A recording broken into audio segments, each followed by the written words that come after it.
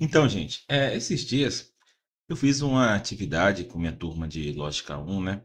Que era de tentar formalizar argumentos da filosofia, né? Argumentos reais, usando cálculo proposicional, né?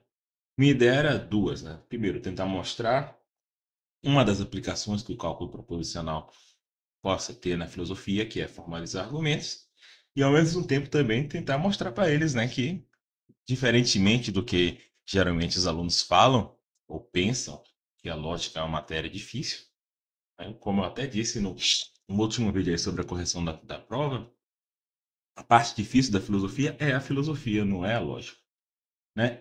Então aí eu peguei dois argumentos para tentar mostrar dificuldades opostas que você pode ter na tentativa de formalizar um argumento, né? Ou seja, um argumento em que falta premissas, ou seja, tem premissas implícitas, né? E você precisa ali meio que descobrir de quais premissas se está falando, né? Quais premissas estão implícitas, e um argumento que sobra coisa, né? Você tem ali a argumentação misturado com sub-argumentos para suportar algumas premissas, repetições, e você precisa meio que organizar, né? Então, um primeiro tipo de argumento peca, vamos dizer assim, por falta, e o segundo peca por excesso.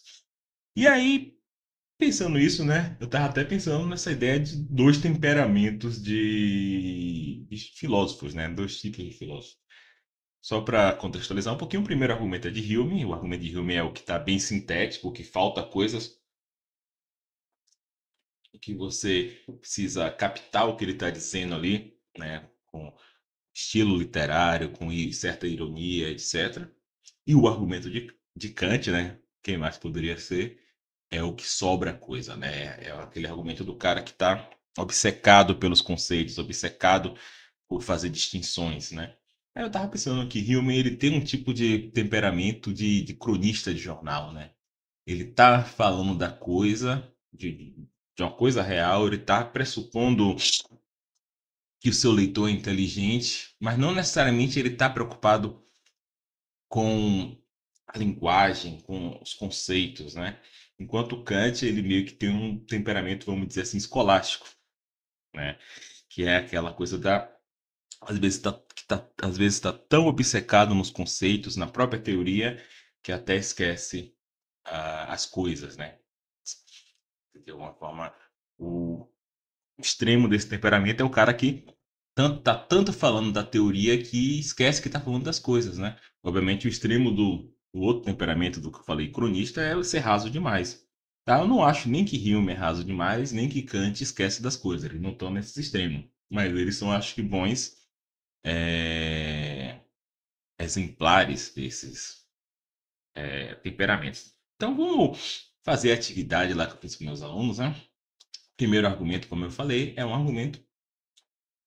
Primeiro argumento, como eu falei, é o argumento de Hume, né? Que é, na verdade, não é um argumento de Hume, é um argumento que Hume atribui a Epicuro, né? Que é o problema do mal, o argumento do mal, etc. Né? Passagem aqui que eu peguei em que Hume expõe o argumento é a seguinte: as velhas questões de Epicuro continuam ainda sem resposta. Aí, essa parte aqui, a divindade, foi o que eu coloquei. É desejosa de prevenir o mal, mas incapaz? Então é impotente.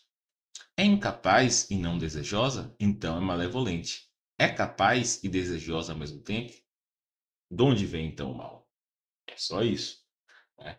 Então aqui, nem obviamente ele está dizendo que está falando da divindade. Claro que você pegando ali a posição, né, o livro que está esse argumento é Diálogo sobre a Religião Natural, né, ou seja, sobre religião, a posição do argumento, dá para entender que ele está falando sobre a divindade, mas ele não fala diretamente a divindade, Deus. Usa essa palavra, talvez até por motivos de prudência, né, no caso da época. Então, a ideia aqui, primeiro ponto que você tem para tentar formalizar esse argumento é qual é a conclusão. Não tem conclusão aqui, né? Essa primeira parte aqui, as velhas questões de Epicuro parecem dessa resposta, isso aqui é tipo um preâmbulo, né? Isso aqui não é relevante, não é uma questão sobre Epicuro, né? Não é relevante o que Epicuro pensa ou deixa de pensar, não é esse o ponto. Isso aqui é um preâmbulo. Então, aqui você tem uma frase, é desejosa de... Não é nem uma afirmação, né? É uma pergunta é retórica. É desejosa de prevenir o mal, mas é capaz? Então é impotente. É capaz e não desejosa? Outra pergunta retórica. Então é malevolente, né? Isso aqui ele parece estar expressando condicionais, né? Se a divindade é desejosa de prevenir o mal, mas é incapaz, então ela é impotente. Se ela é capaz de prevenir o mal, mas não é desejosa, então ela é malevolente. Ela é capaz e desejosa ao mesmo se ela é. E olha essa parte. Ela é capaz e desejosa ao mesmo tempo, de onde vem o mal. O que ele está querendo dizer aqui? Se ela é capaz e desejosa ao mesmo tempo, então o mal não existe. Porém, o mal existe. Né? Então, qual é a conclusão que ele está querendo chegar aqui? A conclusão que ele está chegando é que tem maneiras, né, de você interpretar isso aqui.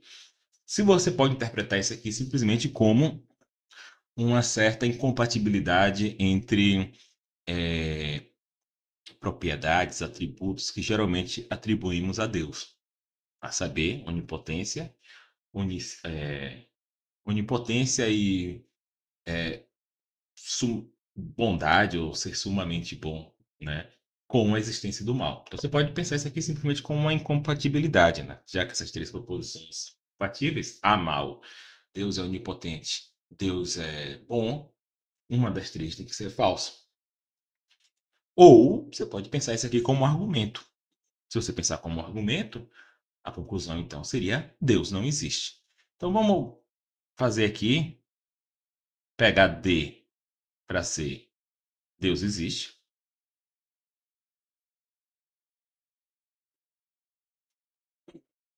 E aí é que tá, né? Aqui ele fala aqui de desejo,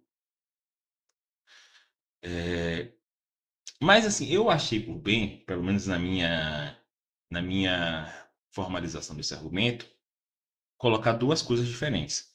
Usar variáveis ou constantes para os atributos divinos, os atributos divinos. O para Deus é onipotente e B para Deus é sumamente bom, é bom.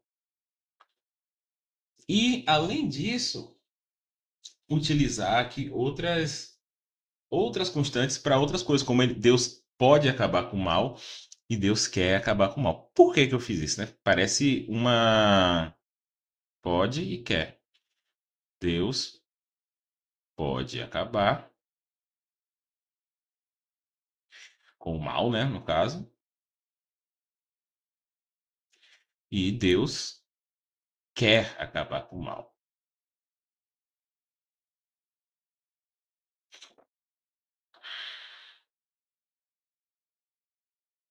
Né? Qual é o ponto aqui, né?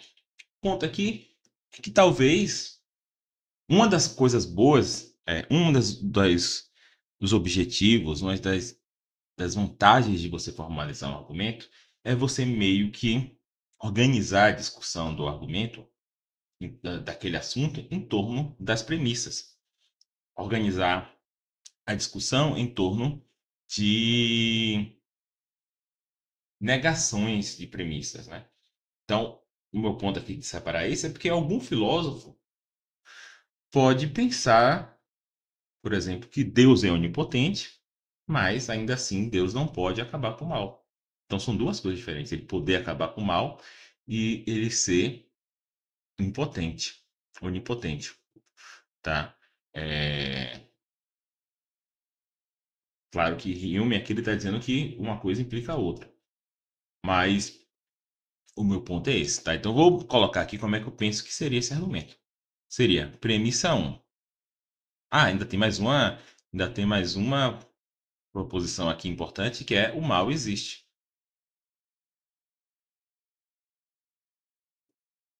O mal existe. Então, como é que seria esse argumento? Premissa um: se Deus existe, então Deus é onipotente e sumamente bom. Por quê? Porque essa seria a definição de Deus, em algum sentido. Deus seria aquele ser que é onipotente, onipresente, onisciente e sumamente bom. Beleza. Aí aqui, eu poderia colocar o seguinte, se Deus aqui não é aqui, não, aqui é O, né? Onipotente. Se Deus é onipotente e sumamente bom, se Deus é onipotente e sumamente bom, então Deus quer e pode acabar com o mal. Porém, se Deus quer e pode acabar com o mal não existe. Não é o caso de M, né? Logo, Deus não existe. Seria esse aqui o argumento, tá? Aí você pode perguntar, né? Pô, se eu tratei Q e B sempre junto ou O e B sempre junto e Q e P sempre junto, eu poderia ter colocado uma proposição só. Verdade, ficaria mais simples, né? Mas eu pensei isso aqui porque eu tinha até feito assim antes, mas eu poderia ter feito o argumento mais de maneira mais explícita. Colocar que O, que ser onipotente implica P e que ser bom implica Q, né? Eu coloquei um argumento mais, premissas mais fracas. Mas como eu não consegui achar especificamente, até pela minha desconhecimento do assunto, um filósofo específico que negue que a onipotência implique poder acabar com o mal, eu pensei em Tomás, pode ser, e outro filósofo que é, defende especificamente que bondade implica querer acabar com o mal. Eu tinha pensado em Leibniz, né? Mas assim, na verdade, eu não consegui distinguir as duas coisas. Então parece que esses dois filósofos eles estão negando essa premissa aqui. Então, por isso, como eu não consegui achar um motivo para usar essas duas premissas separadas, eu acabei colocando junto, né? Esse argumento que está aqui, oh, desculpa, tem uma premissa extra, né? O mal existe. 4, o mal existe. Logo, Deus não existe. Esse argumento do jeito que está aqui, ele é um argumento válido, né? Porque, veja, a partir dessa premissa, eu posso adicionar a dupla negação, né? E fazer o modus ponens aqui, né? Tendo feito o modus ponens aqui, eu vou ter a negação desse antecedente. Aí eu vou fazer o modus ponens aqui. Tendo feito o modus ponens aqui, eu vou ter a negação desse antecedente aqui, O e B. Aí eu vou fazer o modus ponens aqui e vou ter modus ponens não, modus tollens, tá? Vou fazer 3 modus tollens. É basicamente a maneira de provar esse argumento, tá?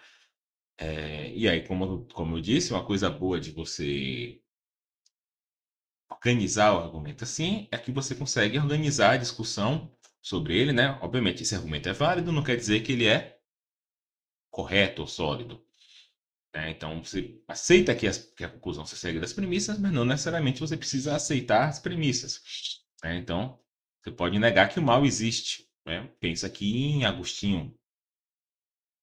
Ah, existência, Deus, tudo que Deus criou é bom, então o mal, na verdade, é falta, né? É uma falta, não é uma presença. Então o mal não existe, o mal é uma falta, né? Existe no mesmo sentido que um buraco existe. Apesar de que essa questão sobre se buracos existe é mais complicado do que isso. Mas aqui, então, Agostinho negaria essa. Se Deus quer e pode acabar com o mal, então não existe o mal. Isso daqui eu acho mais difícil de negar, né? Um cristão ele não pode negar essa porque teria que ter algo externo impedindo, né? Já que Deus quer e pode, ele e o mal continua existindo, deveria ter algo externo impedindo Deus e não pode ter isso. Mas de qualquer forma, essa daqui, alguém como Tomás ou Leibniz pode negar essa daqui, que a ideia seria, olha, Deus, ele só pode fazer coisas que são possíveis. Deus, a onipotência divina não implica que ele possa fazer algo possível, né? Impossível. De modo que é impossível não haver algum mal. Talvez pelo livre-arbítrio, de modo que Deus, né, pensando aqui, né, na ideia de Leibniz, escolhe o melhor dos mundos possíveis, mas esse mundo possível, que é o nosso, né, o melhor dos mundos possíveis, ainda tem mal. Né? Então ele não pode escolher o mundo impossível, ele tem que escolher os mundos possíveis, dentre os mundos possíveis, o melhor, e esse seria o nosso, algo desse tipo. Essa primeira premissa aqui também, dos atributos divinos, um cristão não pode negar, né? O próprio Epicuro, pelo que eu lembro, né? Ele. Ah, eu não estou lembrando, acho que é o Epicuro mesmo. Pensa que os deuses existem, né? No caso dele não era Deus, eram os deuses, mas eles não são onipotentes, eles estão muito longe, eles não ligam também muito pra gente. Então eles não são nem onipotentes, nem sumamente bons. Estão vivendo a vida deles lá em outros lugares, né? Mas o cristão, ele não pode negar isso. Um ponto importante, né? é, Seria assim as premissas que o próprio Hume utilizou, né? Supondo que ali aquilo dali fosse essas perguntas retóricas aqui, supondo que elas são condicionais, é, escondidos, né? Então vamos pensar que o Hume ele aceitaria essa primeira premissa, né? Se Deus existe, ele é onipotente e bom. E aí ele estaria dizendo aqui, né? Se Deus quer e não pode, então ele não é não é onipotente, né? Ele é incapaz. Se ele pode e não quer, então ele não é bom. E o mal existe. Eu acho que essa maneira aqui que Hume está colocando argumento não é válido não, viu?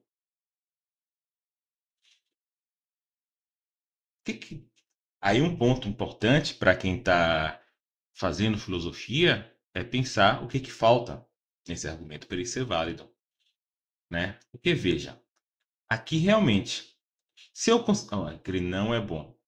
Se eu conseguir ou não O ou não B, né? Ou seja, se eu conseguir, vamos dizer assim, trigar qualquer um desses dois condicionais, eu vou apagar aqui só para eu ter espaço. Se eu conseguir trigar qualquer um desses dois condicionais, né? Ou seja, se eu conseguir um antecedente de um desses dois, né? E daí eu consigo consequente por modus ponens, eu consigo fazer um modus tollens em um, né? Por quê? Porque se eu tiver não O, de não O eu tiro por introdução da disjunção não O ou não B. E isso daqui por De Morgan é equivalente a não é o caso de O e B. Né? Então, se eu conseguir não O, eu já consigo fazer o modus tollens na primeira premissa, que no caso é não D, né? E consigo a conclusão. Se eu conseguir o não B, eu também consigo fazer a mesma coisa. De não B por introdução da disjunção, eu já tiro isso daqui, que é equivalente a isso. Então, essa,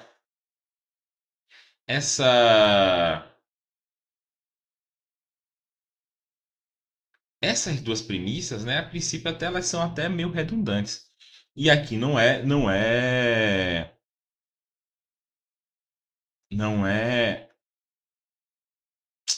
é válido do jeito que está aqui, porque eu não consigo, a partir do que eu tenho aqui, nem derivar isso daqui, nem derivar isso aqui, porque eu não tenho nenhuma premissa com Q, nenhuma premissa com P. O que ele parece estar supondo aqui? Ele parece estar supondo que se há o mal, então, ou Deus quer e não pode, ou Deus pode e não quer. Acho que é isso que ele está supondo aqui, tá? Se existe o mal, né? Ele está supondo isso aqui como premissa 5 ali do argumento, desse argumento de cá, né? Ele está supondo isso. Existe o mal. Se existe o mal, só há essas duas opções. Ou Deus quer e não pode, ou ele pode e não quer. Aí ele está fazendo isso aqui, né? Aí, nesse caso, ele precisaria realmente da premissa 2 e 3. Ele estaria fazendo uma eliminação da disjunção. Ele está supondo primeiro. Então, vamos fazer essa prova aqui, né? Essa aqui é mais difícil, né? A prova lá do outro, desse daqui, é bastante fácil, né? São 3 modos tollens. A partir de não M, você faz modos tollens aqui. Aí você vai pegar a negação disso. A partir da negação disso, você faz modos tollens aqui. Faz modos tollens aqui. Chega ao não D, né? É um argumento mais simples, né? O argumento que Hume está colocando aqui é mais complexo. Por isso eu acho que é pior, né? Ele é mais complicado. A prova dele é mais complicada. Eu não consigo ver é, também a relevância dessa formalização aqui, porque você não consegue usar ela para explicar as posições, né? Porque, tudo bem, Agostinho vai negar essa daqui e Tomás e Leibniz vai negar essa. Mas é menos óbvio porque eles vão negar, né? Mas enfim, vamos lá. Como é que eu faria aqui, né? Então, de 4 e 5 por modos pôneis, eu chego a esse aqui. Q e não P, ou P e não Q. Esse aqui é 4 e 5 modos pôneis. Aí aqui, né, o que eu quero fazer? Eu quero supor isso, mostrar que isso aqui leva à conclusão de que Deus não existe, e depois supor isso, mostrar que isso aqui leva à mesma conclusão, que Deus não existe. Aí eu não sei eu sei que alguma dessas duas opções, pelo menos uma, é verdadeira. Eu não sei qual é. Mas aí eu vou mostrar aqui. Se eu supor a primeira, Deus não existe. Se eu supor a segunda, Deus não existe. Então, independentemente de qual é a verdadeira, Deus não existe. Então, aqui no caso seria, eu ia supor isso daqui, aí ia fazer modus ponens, ia fazer assim, ó, 7. Suponha que Deus quer e não pode. Aí, por modus ponens em 7 e 2, eu chego a Deus não é onipotente.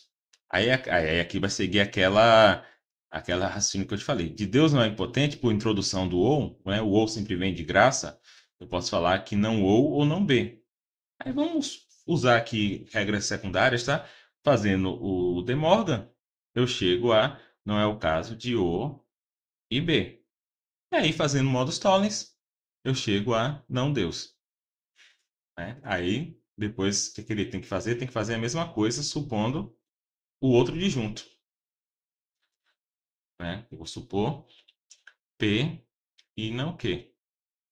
Aí eu vou fazer modus ponens no 12 e 3, chego a não B, aí não B, aí aqui é igual, né? De não B eu chego a não O ou não B, por introdução da disjunção. Aí aqui por De Morgan eu chego a não O, não é o caso de O e B. E aqui eu chego a não D, né? Então eu sei que um desses dois disjuntos é verdadeiro. Se o primeiro for verdadeiro, Deus não existe. Se o segundo for verdadeiro, Deus não existe. Logo, por eliminação da disjunção, Deus não existe. Parece ser esse aqui o argumento que Rio está fazendo. Eu acho é um argumento muito mais complicado do que aquele que eu fiz primeiramente. Tá? Mas de qualquer forma, como eu falei, a dificuldade aqui é entender qual é a conclusão, o que, que ele está argumentando especificamente, porque ele usa bastante imagens aqui, né? Tem um pendor literário aqui no bom sentido, né? Hume, ele é um filósofo com uma escrita literária no bom sentido. Não é que ele fica fazendo metáforas, usando palavras difíceis. Ele usa imagens, pois ele usa perguntas retóricas nos momentos certos, né? Ele está, como eu falei, é o estilo cronista. Ele está pressupondo que seu interlocutor ele é inteligente, independentemente de escola literária, de ele possuir conceitos. Ele está pressupondo que o interlocutor consegue ver a realidade e pensar sobre a realidade e falando para esse interlocutor, né? E esse aqui é o argumento de Jung. Agora, vamos comparar com o argumento de Kant. Esse aqui é um argumento que está na crítica da razão pura, tá? Na estética transcendental.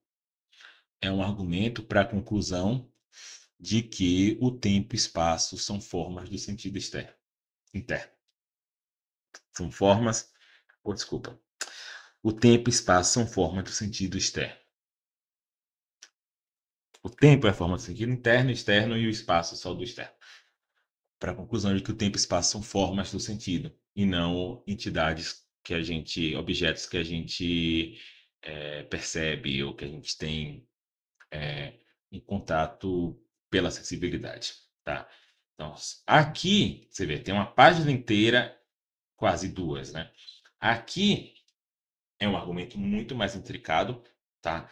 A estrutura lógica dele não é difícil, é basicamente vários sim, então, vários modos pôneis. Porém, aqui já dá mais trabalho de você entender. Aqui dá trabalho de entender qual é a conclusão, não porque ele não tenha expressado, ele expressa inclusive mais de uma vez. Ele expressa as premissas mais de uma vez. Ele tem premissas desnecessárias, premissas que você não precisa para chegar à conclusão que ele quer chegar, né? Então aqui é um pecado por excesso, né? E é talvez um pecado por excesso por um tipo de preciosismo, né? Um preciosismo de usar os conceitos certos no momento certo, de fazer as derivações lógicas certas, mas talvez pelo fato de a lógica estar embrionária na época de Kant, ele talvez não tivesse os, as ferramentas para perceber que tem coisas aqui que são desnecessárias. Tá? Isso aqui é interessante, né? Sempre que a gente fala que algum filósofo do passado errou ou não foi tão bom quanto deveria, sempre aparece um infeliz para pensar assim: nossa, você está se achando mais inteligente que Kant ou do que Hume. Acabei de falar que Hume também usa um argumento, coloca o argumento de uma forma mais complicada do que deveria. Não estou me achando mais inteligente do que Kant ou que Hume. Inclusive, se eu aprendi coisas atualmente, é por causa de pessoas como Hume e Kant. A única diferença aqui é que eu nasci depois de, de Frege. Nasci depois, eu fiz um curso de lógica. Já tava, não fui eu que fiz a lógica. Não fui eu não sou Frege, não sou Gödel, não sou Russell. Simplesmente aprendi isso. E Kant, ele não teve a oportunidade de aprender isso, porque no momento que ele nasceu, não tinha isso. Entendeu? Então, como falando como Newton, né? Se hoje eu enxergo mais longe é porque eu estou sentado nas costas de gigante. Um dos gigantes é Kant, né? Então, se eu estou apontando os problemas no modo de se expressar são lugares comuns, né? Todo mundo, qualquer um consegue ver que a crítica à razão pura é desse tamanhão aqui. Tem muitas ideias importantes no livro, muitas discussões, mas também tem uma certa convolução, né? Por exemplo, nessa parte aqui, acho que essa aqui é a exposição metafísica do conceito de tempo, algo desse tipo. Não lembro se essa parte aqui, se argumento especificamente está na exposição transcendental. Está na exposição transcendental, porque esse aqui é um argumento transcendental. É um argumento que parte do que a gente supostamente sabe para tirar conclusões sobre como o mundo é. Aqui tem várias repetições de argumento, né? Ele repete o mesmo argumento com pequenas diferenças. Então, é um estilo meio maçante, né? É um estilo meio de overkill, né? Ele quer estar tão preocupado em mostrar um ponto que ele vai mostrar a exaustão. Né? Hume não. Hume ele vai deixar entender, até porque na época dele, né, falar que Deus não existe, é melhor deixar só entender mesmo. Ele vai deixar entender sem necessariamente querer provar o ponto até o final. É essa a diferença de temperamentos, tá? Não é uma questão de um ser bom, o outro ser ruim, tá? Tem pessoas com esses temperamentos que são ruins, né? Por exemplo, eu acho que o modo de Wittgenstein se expressar no Tratados é ruim. Seria o temperamento lá humeano, né? Mas é ruim. Eu acho que falta coisa demais ali. Acaba sendo obscuro por falta, né? E aí você tem outros tantos filósofos que tentaram escrever que nem Kant, que são ruins também. Pecam por muito excesso. Kant ainda eu acho que tá numa coisa aceitável, em alguns momentos não, em muitos momentos sim. Sim. Tá, vamos lá. Caso suponhamos, pois, que o espaço e tempo sejam objetivos, isso aqui está falando de uma discussão que ele está antes, né? De espaço e tempo ser objetivo. Ele já mostrou que não pode ser. Mas caso suponhamos que o espaço e tempo são objetivos em si mesmo e condições de possibilidade das coisas em si mesmas, mostra-se primeiramente que um grande número de proposições apodídicas, ou seja, que nós sabemos com certeza, né? Algumas pessoas falam necessária, mas aqui é uma necessidade epistêmica, e sintéticas, né? Mas vamos falar necessidade aqui, porque nessa época não tava óbvia a diferença entre necessidade epistêmica, certeza e necessidade. Então, se o espaço e o tempo fossem objetivos, então muitas propriedades sintéticas necessárias que conhecemos a priori, ou é,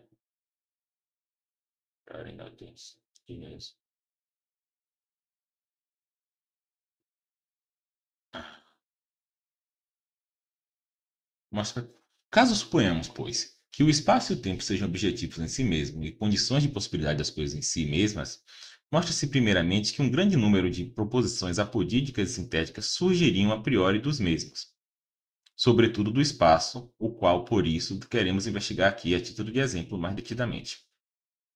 Então, qual é o ponto? Existe um problema, né? Se o espaço e o tempo são objetivos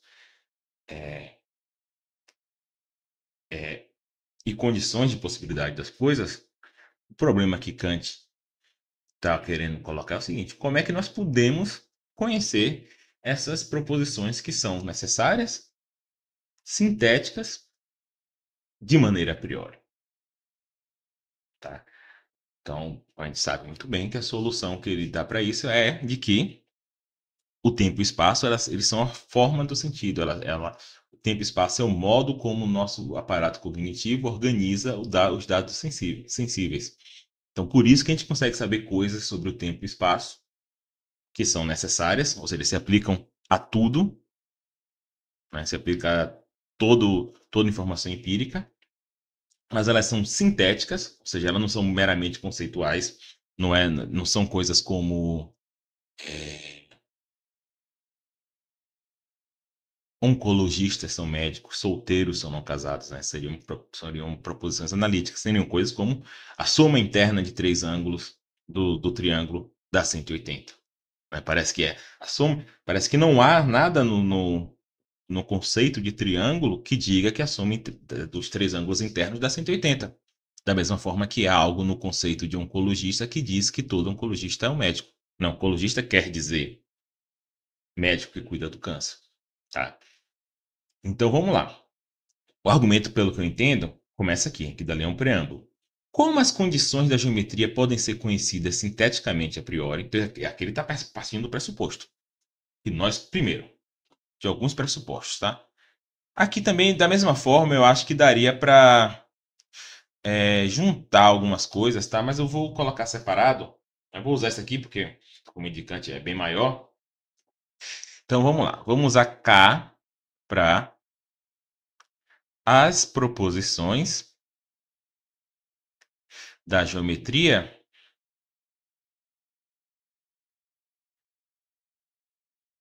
são conhecidas, tá? São conhecidas. Ele está partindo desse pressuposto. Que nós conhecemos, por exemplo, que a soma interna, a gente sabe disso, que a soma interna, a soma dos três ângulos internos de um triângulo é 180. Ele está pressupondo isso. Mas não só isso. Ele está pressupondo que as proposições da geometria são sintéticas a priori e necessárias. Aqui, novamente, ele está expressando isso como uma pergunta retórica. Como as proposições da geometria podem ser conhecidas sinteticamente a priori, com certeza apodídica? Como isso? Ah, tá. Aqui não é nem uma pergunta, ele está dizendo assim: como as proposições da geometria podem ser conhecidas de maneira sintética a priori e elas são necessárias, eu me pergunto, de onde você tiram essas proposições? E de onde elas se apoiam? Né? Ele está partindo do pressuposto que, nós conhecemos as proposições da geometria, que elas são sintéticas,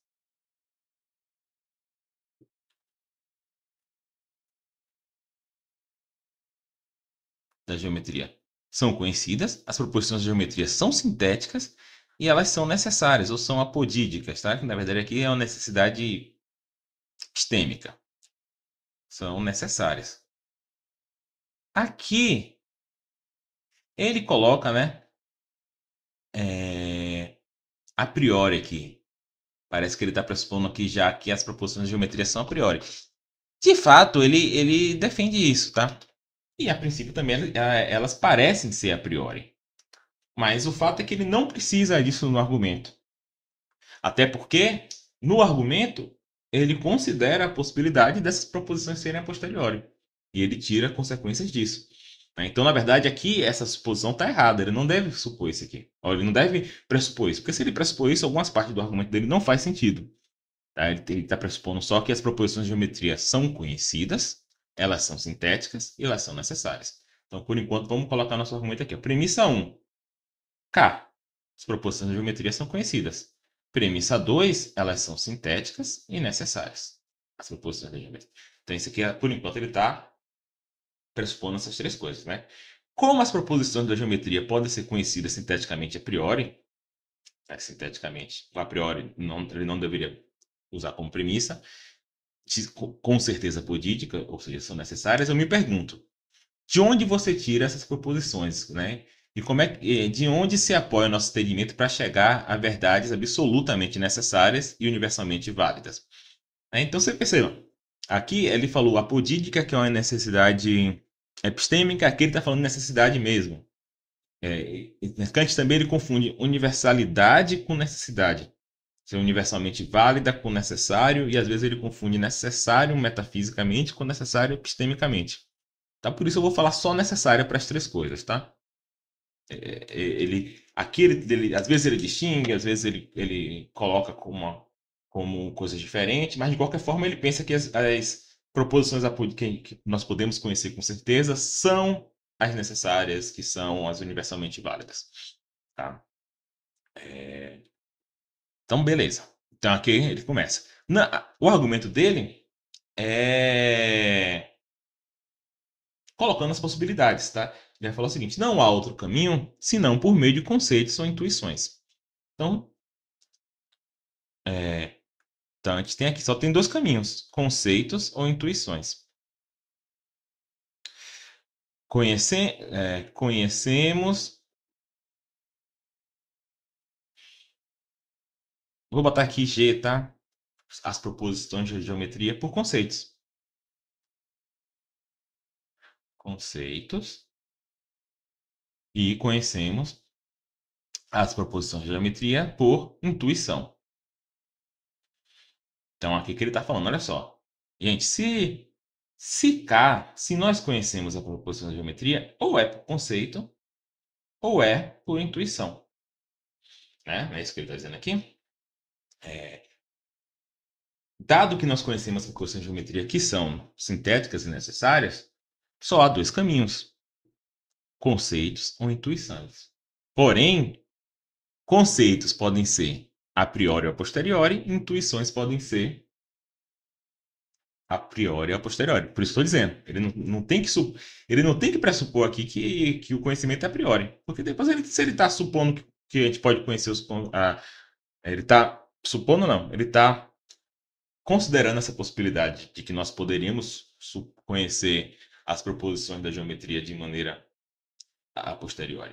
Né? Só que ele vai argumentar contra. Ele vai falar assim: ó, se a gente conhecesse de maneira posteriori, tal coisa seguiria que não pode ser, então a gente não conhece de maneira posteriori. Aí aqui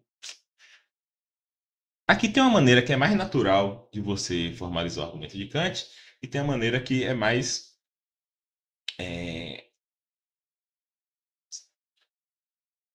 melhor, né? Que ela é mais econômica. Mas vamos colocar aqui na natural.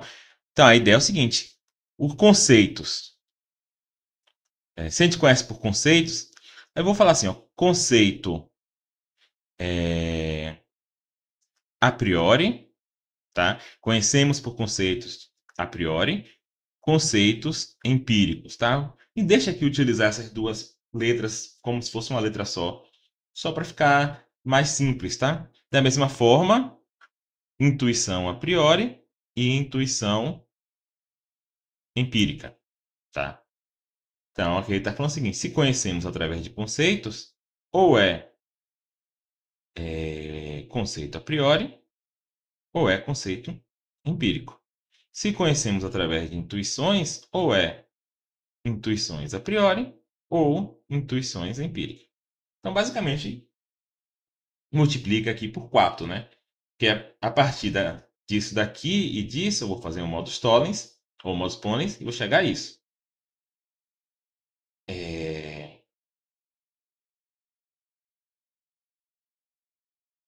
Né? Como esse primeiro implica isso, o segundo implica isso, eu poderia falar assim: se nós conhecemos, é por uma dessas 4 possibilidades aí, são as únicas 4 possibilidades.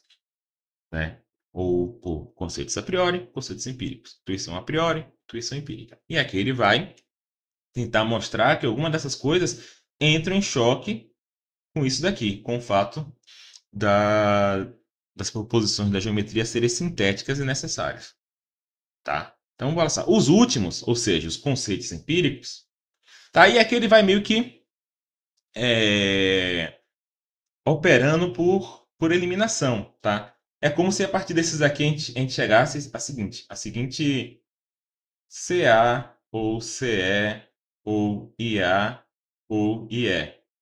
É como se a gente chegasse a essa proposição. Claro que aqui está faltando parênteses, né? Mas a gente sabe que com disjunção pura, quando a gente só tem disjunção, não faz diferença o parêntese, porque a disjunção você pode combinar ela de maneiras diferentes. Então aqui o que ele está basicamente fazendo eliminando possibilidades. Ele vai falar assim, ó, pode ser essas 4, mas não pode ser essa por causa de tal e tal. Essa aqui implica não S, mas a gente tem S, então leva a contradição. Não pode ser essa porque, sei lá, essa aqui implica não N, só que a gente tem N e leva a contradição. Aí ele quer eliminar até chegar a que ele quer. Basicamente esse é o conceito. Tá? Os últimos, ou seja, conceitos empíricos, assim como aquilo que se fundam a intuição empírica, então aqui, né, ele já elimina as duas, tá? Tanto o conceito empírico quanto se a gente conhecesse a geometria por conceitos empíricos ou por intuição empírica, isso leva a uma mesma consequência. Os últimos, isso é, os conceitos empíricos, assim como aquilo em que se funda a intuição empírica, não podem fornecer qualquer proposição sintética. Né? Ou tá, a não ser que ela também seja meramente empírica, isso é, uma proposição da experiência, e não possa conter jamais, portanto, necessidade ou universalidade. Então ele fala assim, se a gente conhecesse proposições de geometria por conceitos empíricos, elas não seriam necessárias. Por quê? Porque se a gente, e também por intuição empírica, elas não seriam necessárias. Por quê? Porque se a gente conhece por conceito empírico, então ela é uma proposição de experiência. E segundo Kant, uma proposição da experiência não pode conter nunca necessidade ou universalidade absoluta, que são os elementos característicos das proposições da geometria. Né? Então, ele está falando assim, ó, não pode ser essa possibilidade nem essa. Porque se essa possibilidade aqui, se eu supor que isso aqui é verdadeiro, eu chego a não n, mas eu tenho o n aqui. Eu faço a eliminação da conjunção aqui, ou seja, leva a contradição. E essa daqui também leva a contradição. Então, só sobrou agora conceitos a priori e conceitos empíricos. Beleza? Então vamos lá. Quanto a qual seria o primeiro e único meio a chegar a tais conhecimentos, por meio de meros conceitos ou intuições a priori, é evidente que são de meros conceitos não se pode obter nenhum conhecimento sintético. Então sobrou conceitos a priori e intuição a priori. Aí ele está falando o seguinte, de conceitos, tá? Aqui na verdade também tem um excesso no argumento dele, né? E aqui a premissa dele é simplesmente o seguinte, se nós conhecemos a geometria por conceitos, então a geometria não é sintética. A geometria é analítica, basicamente. Mas, se eu tenho essa premissa aqui já mais geral, eu já sei que o C leva a uma contradição, então para que eu estou fazendo essa distinção aqui? Né? Não tem porquê. Eu sei que não pode ser conceitos. Então por que eu estou fazendo essa distinção? É estranho. Então eu vou colocar aqui o seguinte: CA implica não S. Tá? Deixar um argumento com premissa. É, até porque, né, parece que apesar dele estar falando aqui de conceitos, é estranha a noção de conceitos empíricos, né? Conceitos empíricos são conceitos formados é, a partir da experiência, de certa forma todos são. Então, eu não sei. Vou colocar aqui CA, simplesmente para o argumento ficar mais econômico, porque ele não precisa negar o CE. O CE ele já negou aqui. Ele não precisa ter uma premissa forte sobre C, né? Então, vamos lá. Quanto ao qual seria o primeiro e único meio a chegar a tais conhecimentos por meio de meros conceitos ou intuições a priori, né? Ele está falando o seguinte, né? Já que a gente eliminou essas duas, só sobrou conceitos ou intuições a priori. Né? Agora vamos eliminar essas duas. É evidente que meros conceitos. Ah, tá. Aqui está falando de conceitos a priori mesmo. Meros conceitos a priori, né? Foi o que sobrou, conceitos. Então, retiro o que eu disse. Conceitos e intuições a priori. De meros conceitos a priori não se pode chegar a nenhum conhecimento sintético, mas apenas analítico. Né? Então, novamente. Então, aqui a gente está negando essa. Por quê? Porque esse aqui vai levar a não S, mas eu tenho S aqui na premissa 2, vai levar a contradição. Então, só sobrou S. Tá? Só sobrou intuição a priori. Tome aqui um sub-argumento, tá? Ele está tentando motivar essa ideia de que CA implica não S. Tome então a proposição de que com duas linhas retas não. Ah, tá. Aqui na verdade ele está argumentando que as proposições da geometria são sintéticas mesmo, elas não são analíticas. Então ele está dando um sub-argumento para dois, na verdade. Tome então a proposição de que com duas linhas retas não se pode delimitar nenhum espaço, que portanto nenhuma figura seria possível, e tente deduzi-las do conceito de linha reta e do número 2. Ou então a proposição de que três linhas retas seria possível uma figura, e tente fazer o mesmo a partir somente desses conceitos. Claro que a dedução de Kant era muito rudimentar, né? A gente não tinha um cálculo, uma lógica mais forte, lógica de segunda ordem, etc, etc. Mas eu acho que até hoje a gente aceita que a geometria ela é sintética, tá? A aritmética ainda tem discussões, porque tem o formalismo, o logicismo e tal. Mas a geometria, beleza. Né? Aqui ele está só argumentando. Esse ponto aqui eu acho um ponto muito importante. Todo o seu esforço é em vão e vocês se veem forçados a buscar refúgio na intuição, tal como também a geometria sempre faz. Vocês se dão assim um objeto da intuição. Mas aí aquele volta, entendeu? Mas que tipo de intuição é essa? Kant, você não já mostrou, meu filho, que se for empírica, não pode ser empírica? Por que você está voltando nesse ponto? Né? Isso aqui, quando eu estou falando assim, do Kant, ele parece ser meio fissurado, né? Tipo, super foco. Você já mostrou, Kant, mas ele vai voltar de novo. Que tipo de intuição é essa? Né? Ela é a priori ou é empírica? Se fosse empírica, jamais poderia surgir daí uma proposição universalmente válida. Eu sei, Kant, você já disse isso. Isso aqui é exatamente essa premissa aqui que eu já coloquei. Se fosse empírica, não seria necessária. E menos ainda apodídica, pois a experiência não pode fornecê-las. Você teria, portanto, que se dar seu objeto por intuição. Então, a partir daqui, você tem uma primeira conclusãozinha, tá? Que é, nós conhecemos a as proposições da geometria por intuição a priori, tá? Aí daqui ainda continua o argumento porque ele vai a partir daí chegar a questão da forma do sentido, né? É, Beleza. Vocês teriam, portanto, que dar seu objeto a priori na intuição e fundar nele sua proposição sintética. Beleza? Supondo, porém, que não houvesse em vocês uma faculdade de intuir a priori, que essa condição subjetiva não fosse ao mesmo tempo segunda forma, a única condição universal a priori sobre a qual o objeto dessa intuição externa é ela mesma possível, que o objeto triângulo fosse algo em si mesmo sem relação com o sujeito, como poderiam vocês dizer que aquilo que está necessariamente em tais condições subjetivas para construir um triângulo teria de pertencer necessariamente também ao triângulo? Ele está falando o seguinte, ora, dado que é uma intuição a priori, algo na construção né, que Kant ele tem a tese que o ser humano, o único tipo de intuição que o ser humano tem é a intuição sensível. Deus ele tem uma intuição intelectual, ou seja, ele se conecta, vamos dizer assim, diretamente com os objetos pelo intelecto. Nós não. Né? Então, se nós conseguimos intuir alguma coisa de maneira a priori, é porque essa coisa que nós estamos intuindo não está no mundo. Essa coisa que nós estamos intuindo está no modo como nós organizamos o mundo, entendeu?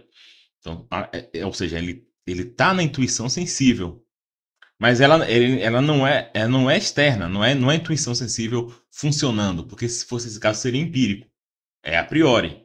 Então, ele está na intuição sensível, mas ele não é o produto da intuição sensível. Ele é uma condição de possibilidade da intuição sensível. Então, daí ele tem. E essa daí seria a argumentação para uma, vamos dizer aqui, uma nova premissa que seria: se a gente conhece algo pela intuição a priori, então esse algo é a forma do sentido externo. E daí ele tira a conclusão de que tempo e espaço é a forma dos sentidos. Né? Os sentidos interno e externo, né? Estou confundindo aqui sentido intelectual e sensível com externo e interno. O interno também seria sensível, né? Intelectual seria Platão, né? Você intuir as ideias, você tocar as ideias pelo intelecto. Então, é basicamente isso aqui, mas vamos ler. Supondo, porém, que não houvesse em vocês uma faculdade de intuir a priori, que essa condição subjetiva não fosse, ao mesmo tempo, segundo a forma, a única condição universal a priori, sob qual o objeto dessa intuição externa é ele mesmo possível, que o objeto triângulo fosse algo em si mesmo, sem relação ao seu sujeito, como, né, se o triângulo, um triângulo que teria a ver com espaço, fosse algo em si mesmo e não algo construído por mim, pela forma do meu sentido, como vocês poderiam dizer que aquilo que está necessariamente nas condições subjetivas para construir um triângulo teria de pertencer necessariamente ao triângulo em si mesmo? Então tem até mais estrutura esse argumento, mas não vou colocar essa parte não. Pois vocês não poderiam, com efeito, acrescentar nada de novo ao conceito de três linhas que tivesse, portanto, de ser necessariamente encontrado no objeto, já que este é dado antes de seu conhecimento e não por meio dele. Se o espaço não fosse, portanto, uma mera forma da intuição sensível, que contém as únicas condições a priori sobre as quais as coisas podem ser objetos externos para vocês, né? Porque o espaço aqui é a forma do sentido externo, no caso, tá? O tempo que é também do sentido interno. Os quais não são nada em si mesmo sem essas condições subjetivas, então vocês não poderiam estabelecer absolutamente nada a priori, sinteticamente, né? Só analiticamente, sobre objetos externos. Por quê? Porque eles estão longe de mim e minha intuição intelectual eu não tenho para tocar eles sem experiência. A única intuição que eu tenho para tocar eles é a sensível, mas essa varia do conhecimento empírico. Tá? O único Então, pela intuição sensível seria empírico, pelo intelecto, já que eu não consigo tocar os objetos, não tenho intuição intelectual, o único conhecimento que eu consigo ter é analítico. Então, a única maneira de eu ter conhecimento sintético a priori é conhecimento sobre os pressupostos da minha intuição externa. O modo como minha intuição externa organiza os objetos, algo desse tipo. Né? Então aqui você tem um marcador de conclusão, é indubitavelmente certo, portanto, e não apenas possível, menos ou mesmo provável que o espaço e o tempo. É porque você tinha falado do tempo antes, tá? Que é a exposição transcendental, ele já falou do tempo na exposição metafísica.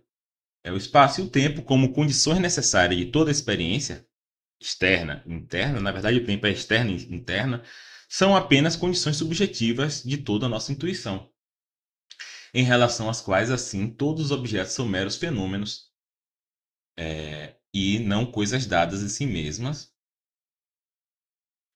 Em relação ao quê? Em relação ao tempo e espaço, tá? Porque, ele está dizendo que o tempo e espaço não está no objeto.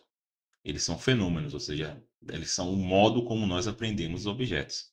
Tá? Então, aqui no, depois ele vai falar de outras propriedades, mas aqui está falando só do tempo e espaço. Por quê? Porque a gente consegue saber coisas sobre o espaço, a gente consegue saber coisas da geometria sobre o espaço. Esse conhecimento é necessário e é sintético. E a única maneira de a gente ter um conhecimento necessário e sintético de maneira a priori é pela intuição a priori.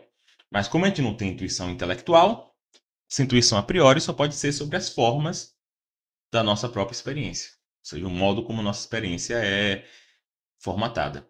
Tá? A respeito das quais também, em virtude do que concerne a sua forma, pode-se dizer muito a priori, mas jamais... Pode-se dizer muito a priori, mas jamais o mínimo sobre as coisas em si mesmas. Porque essa a gente não consegue, a gente só toca pela experiência sensível. E essa daí é a posteriori. Que, quer dizer, é até questionável se a gente toca as coisas assim mesmo, tá? Da maneira que eu entendo Kant, a gente toca alguns aspectos das coisas em si mesma, mas isso aí é mais contencioso, tá? Mas pelo menos o tempo e espaço, propriedades espaciais e temporais das coisas, não estão nelas, porque senão a gente não poderia ter o conhecimento da geometria, né? Então, por isso, até falei no começo, esse é um tipo de argumento chamado de argumento transcendental.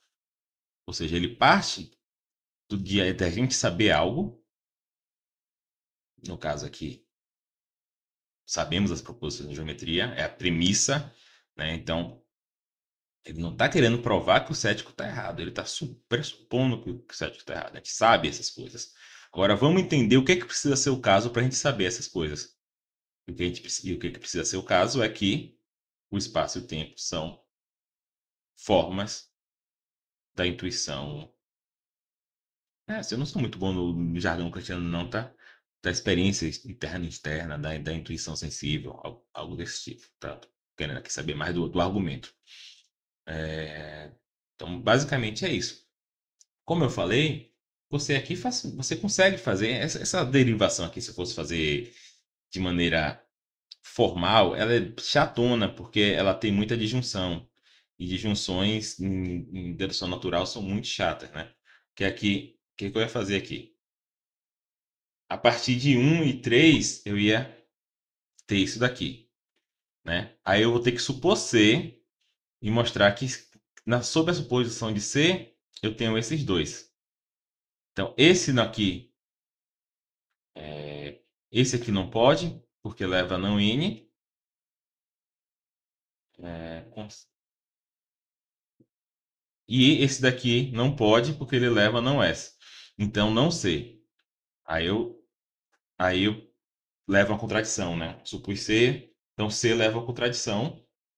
Eu posso concluir que... então aqui, na verdade, eu posso supor C, mostrar que C leva a contradição, concluir não C, aí fazer um silogismo disjuntivo, vou ficar com I. Aí o I, eu vou ter esses dois. Aí, mesma coisa, eu vou mostrar que esse daqui, vou supor esse, mostrar que esse leva a não N, ou seja, leva a uma contradição, concluir não IE. Aí, silogismo disjuntivo de novo, IA. Basicamente esse argumento. E aqui, modus ponens, F. Tá, gente? Desculpa aí o estilo freestyle, né, do vídeo, né? Eu não preparei nada, estou só pensando aqui enquanto falo com vocês, né? Então por isso eu posso ter tido alguns engasgos, algo desse tipo, né? Mas eu prefiro deixar assim para mostrar para vocês, né, como eu falei no começo do vídeo, que a parte difícil da filosofia é a filosofia, não é a lógica. A lógica é a parte fácil. Imagino que ao você formalizar mesmo esse argumento de Kant, que é um argumento maior, mais complexo, né? Tem mais premissas, você consegue entender melhor o que está acontecendo. Espero que eu tenha conseguido mostrar o que está acontecendo aqui. Tá bom, gente? Então é isso. Abraço. Tchau.